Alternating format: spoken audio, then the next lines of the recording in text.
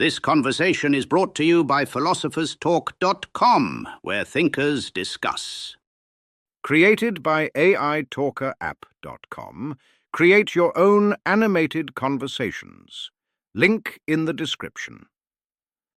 I am Otto von Bismarck, Chancellor of the German Empire, architect of the modern European alliance system, and the man who unified Germany through blood and iron while simultaneously persuading everyone involved that it had been their idea all along. I have constructed more working alliances than Mr. Burke has had productive parliamentary sessions, which I acknowledge is not a particularly high bar given the state of the British Parliament, but the compliment stands.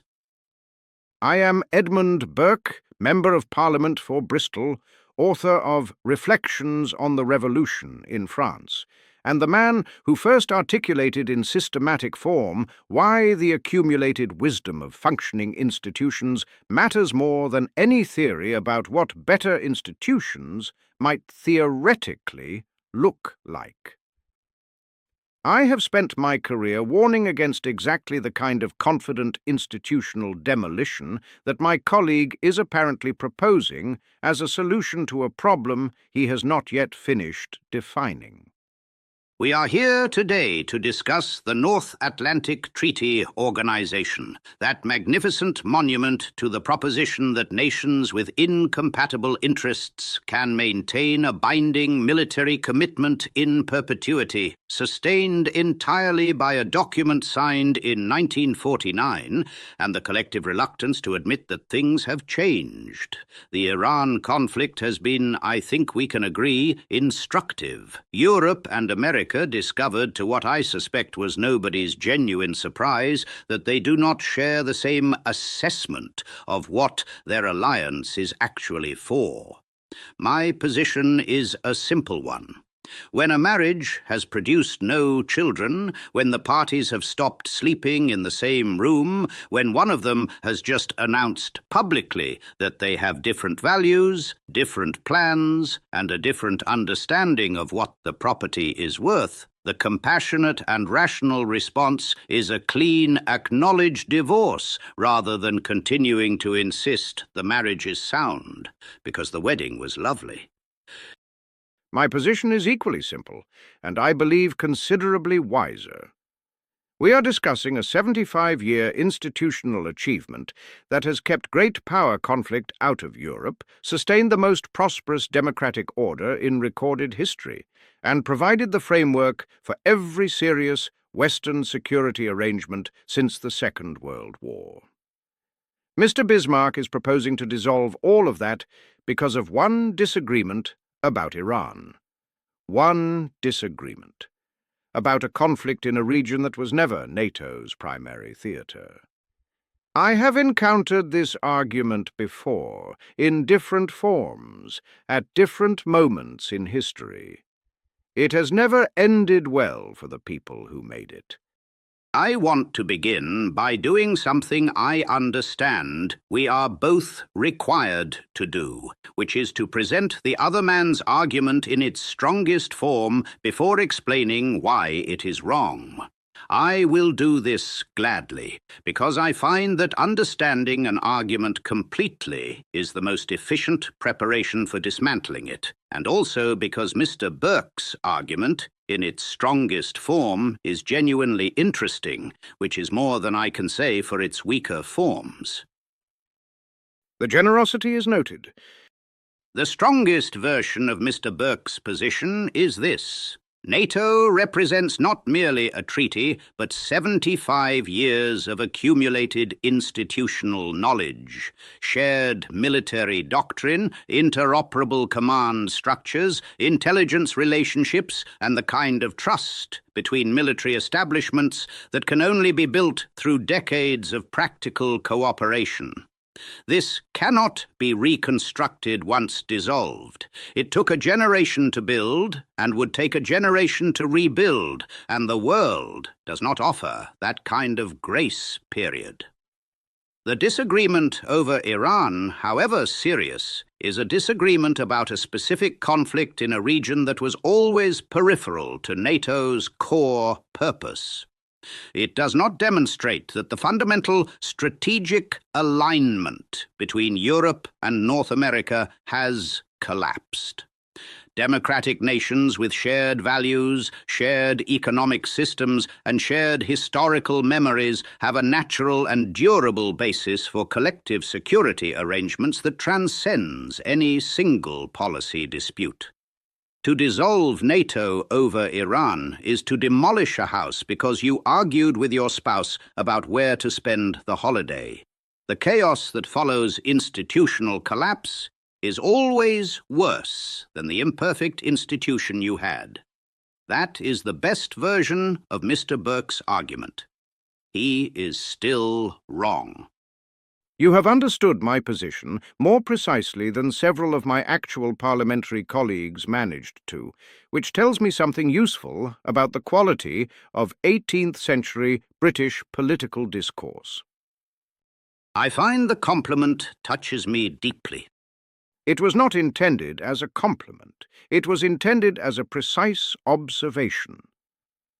Now, the strongest version of Mr. Bismarck's position, which I will present because I said I would, and because I do not make promises I do not keep, is as follows.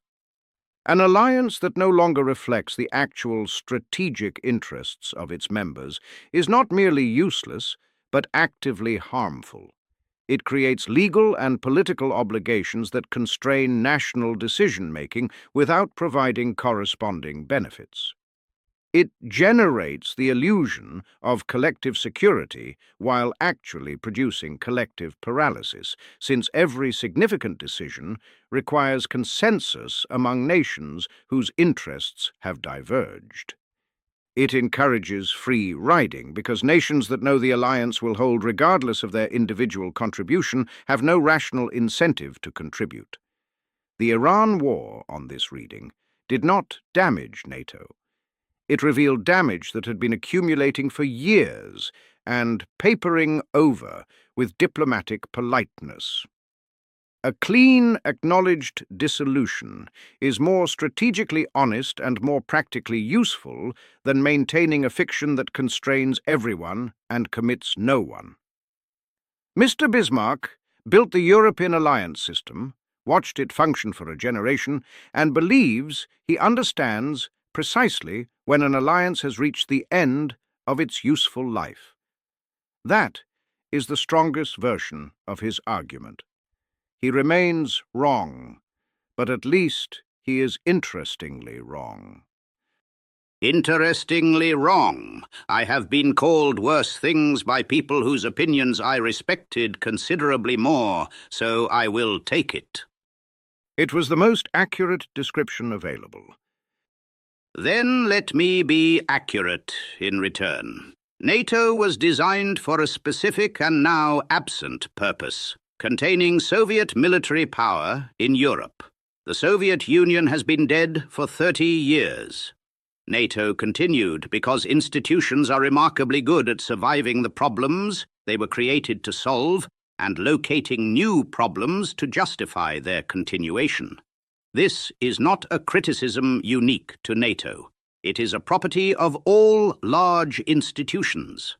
But for 30 years, NATO searched for a new identity and settled on a series of answers, none of which were entirely convincing.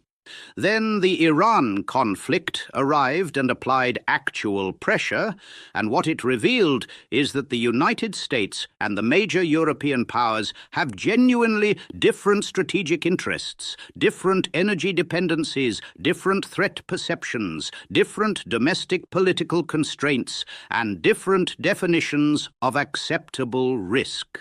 This is not a policy disagreement. This is a structural diagnosis. The fever became visible during Iran. The fever did not start during Iran. You are describing challenges that alliances are designed to manage, not reasons to dissolve them. Every alliance in history has had internal disagreements. The question is whether the disagreements are manageable or terminal. You are asserting they are terminal without demonstrating it.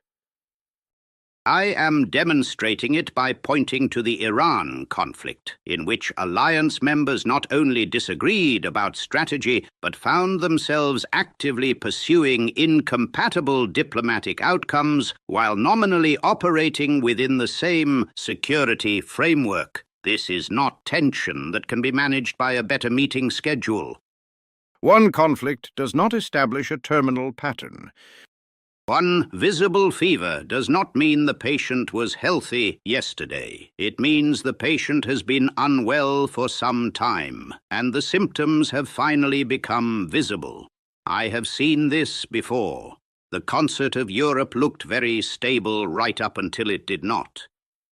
I say this as someone who spent considerable effort trying to keep it stable and who understood better than most what it actually required. You are invoking the collapse of a system your own successors dismantled as evidence for a theory you are now applying to a different system in different circumstances. The analogy is less compelling than you appear to believe.